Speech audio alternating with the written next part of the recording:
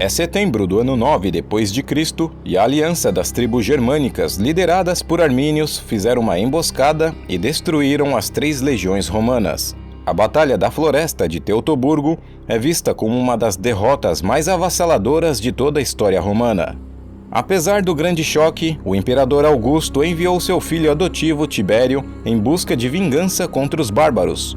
Tibério não apenas conteve a revolta, demonstrando sua grande habilidade como general, mas organizou uma verdadeira expedição, na qual destruiu muitas aldeias germânicas. Pouco tempo depois, com a morte de Augusto, Tibério sucede e envia seu sobrinho Germânico para terminar o trabalho que ele havia começado nas aldeias alemãs. Germânico era filho do grande general Druso o Velho, conhecido como o conquistador dos povos germânicos. E com apenas 28 anos, ele havia estendido o domínio romano até o rio Elba. Germânico, motivado pelo desejo de imitar o seu pai, liderou 8 legiões através do rio Reno. Durante esta operação militar, nenhum bárbaro foi poupado. Após pacificar várias tribos que apoiavam as revoltas, e isso no melhor estilo romano, o general romano chegou no local onde Varo foi emboscado. Como relata Tácito, as tropas de Germânico foram acompanhadas por testemunhas sobreviventes do massacre, e eles mostraram o local onde Varo tirou a própria vida, e onde Arminius organizou as suas tropas. Então os legionários romanos começaram a enterrar os restos mortais de seus companheiros de armas. O próprio general Germânico iniciou este processo, pelo qual Tibério posteriormente o criticou, acreditando que o comandante não deveria assumir tais tarefas. Durante a expedição, 2 águias das legiões foram recuperadas nos anos 15 e 16 depois de Cristo. A terceira só foi recuperada no ano de 41. A visão terrível dos corpos mortos e torturados motivou ainda mais os soldados romanos a encontrar os rebeldes. Passado um tempo, Arminius, o líder dos alemães, finalmente apareceu e tentou emboscar o exército romano por 2 vezes. Na primeira vez, Armínio atacou Germânico pessoalmente. A cavalaria romana entrou em locais pantanosos, mas as legiões conseguiram contra-atacar, salvando o dia. Numa outra oportunidade, os bárbaros atacaram o segundo no comando de Germânico, o general Aulo Cecina Severo. A tática germânica sempre foi a mesma, emboscar o inimigo usando esconderijos naturais, como florestas e pântanos. Mas Aulo não estava despreparado como Varo.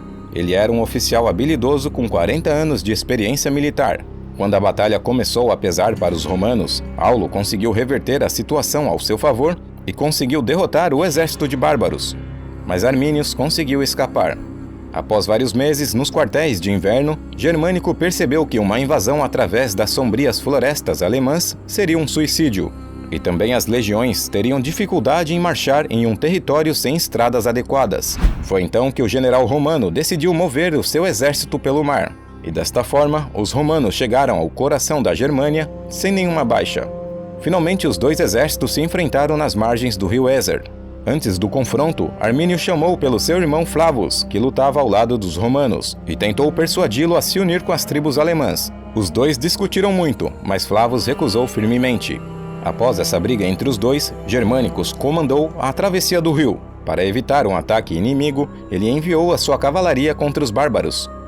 Os Batavos, uma tribo germânica que residia na localização atual dos Países Baixos modernos, serviram como unidade auxiliar no exército romano e investiram contra os rebeldes. Inicialmente, Arminius ordenou a retirada, mas depois de levar os aliados romanos para longe das legiões, ele parou e voltou atrás. Tudo isso foi uma manobra para atacar e cercá-los sozinhos.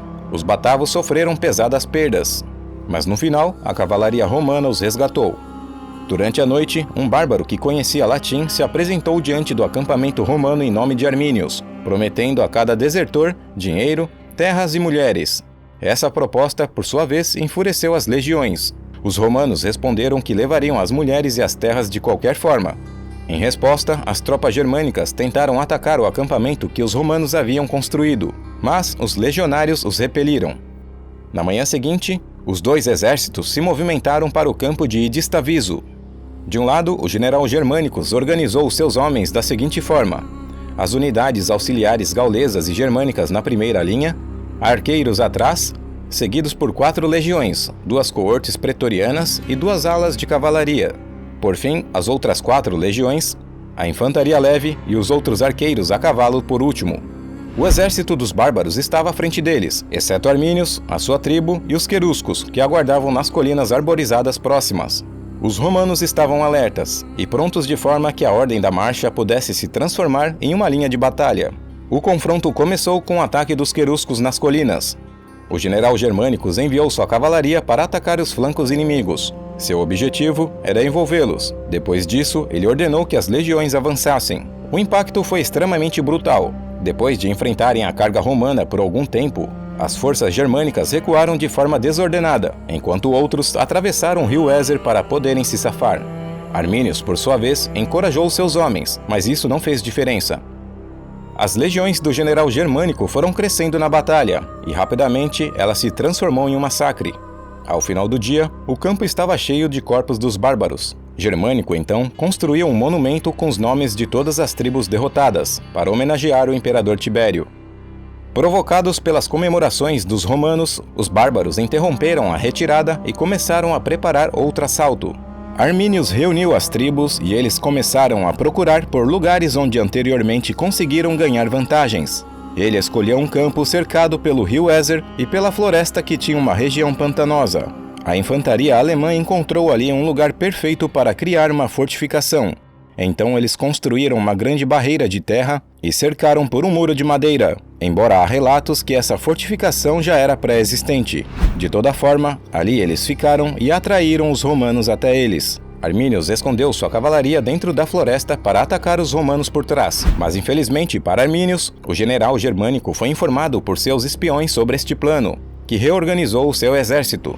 Ele colocou sua cavalaria no campo e dividiu as legiões em duas partes, a primeira contra o muro e a segunda contra a floresta, justamente para não ser pego de surpresa. As legiões avançaram em direção ao muro, mas os projéteis do topo estavam muito intensos. Os romanos esperavam que essa batalha tivesse um rápido desfecho, assim como aconteceu em Indistaviso. Mas os alemães estavam bem protegidos e a batalha se arrastou de tal forma que Germânicos teve que comparecer nas linhas de frente para realçar a moral das legiões. Armínios, no entanto, ainda estava ferido da batalha anterior e não pôde comparecer a esta. Era de manhã quando a batalha começou, e o tempo passou tão rapidamente que eles não perceberam que logo o fim da tarde se aproximava, e pairava na mente dos romanos um desconforto de terem que lutar à noite perto de pântanos. Isso porque facilmente os alemães poderiam atacá-los, pois conheciam melhor a região. Seria algo semelhante ao que aconteceu com Varo nas florestas de Teutoburgo. Então os romanos decidiram rapidamente construir um acampamento para se protegerem à noite. Não se sabe com exatidão o que aconteceu naquele lugar, mas ao que parece algum tipo de brecha acabou se formando na fortificação alemã e de certo por conta das investidas romanas. E os legionários, percebendo isso, com ferocidade começaram a quebrar ainda mais para poderem invadir. As tribos germânicas, vendo que não conseguiriam barrar a maré de vingança romana, acabaram fugindo. E Germânicos, por sua vez, liderou o avanço na floresta com a ajuda das coortes pretorianas. Desta vez, o campo de batalha estava cheio de obstáculos naturais. Tanto os romanos como os alemães não tinham possibilidades de fugir, e eles teriam que lutar por sua própria sobrevivência. Por esta razão, a batalha a seguir ainda foi mais brutal que a primeira. A batalha começou e o confronto foi equilibrado por um tempo, e os rebeldes usaram toda a sua fúria teutônica, a famosa fúria germânica. No entanto, em um espaço tão confinado, os alemães não poderiam usar adequadamente suas longas lanças. Ao contrário dos legionários, avançaram em uma formação sólida, protegidos por seus escudos e girando suas espadas cortando tudo que viam pela frente, causando assim pesadas baixas entre os inimigos. Em certo ponto da batalha, Germânicos tirou seu capacete para que todos os romanos e bárbaros pudessem reconhecê-lo, e então ele gritou para seus homens: "Prisioneiros são desnecessários. Nada além da extinção das tribos rebeldes poderia encerrar a guerra." O exército de Armínios já estava derrotado, mas as legiões continuaram lutando até a noite. Foi um massacre indescritível. Porém, eles não percorreram grandes distâncias atrás dos rebeldes, por conta de não conhecerem o local. No dia seguinte, Germânicos elogiou suas legiões, erguendo um monte de armas com uma inscrição orgulhosa, proclamando que o exército de Tibério subjugou as nações entre o Reno e o Elba. Para Roma, foi uma grande vitória e uma grande vingança desejada. Apesar do naufrágio de parte da frota no caminho de volta para a Gália, Germânicos organizou outra expedição para o ano 17. As tribos germânicas estavam à beira da derrota, e era necessário um golpe final para encerrar a guerra. Mas então, o imperador Tibério chamou de volta o seu sobrinho para Roma, considerando que outra campanha seria inútil e cara. Mas, de acordo com Tácito, o imperador estava com ciúmes do sucesso militar de seus sobrinhos germânicos, e, de certa forma, Roma perdeu uma grande oportunidade estratégica de acabar de uma vez por todas com toda a instabilidade das terras germânicas. Ao evitar a guerra, os romanos preservaram as tribos que alguns séculos depois lhes causariam sérios problemas e que, consequentemente, iriam contribuir para a queda do império.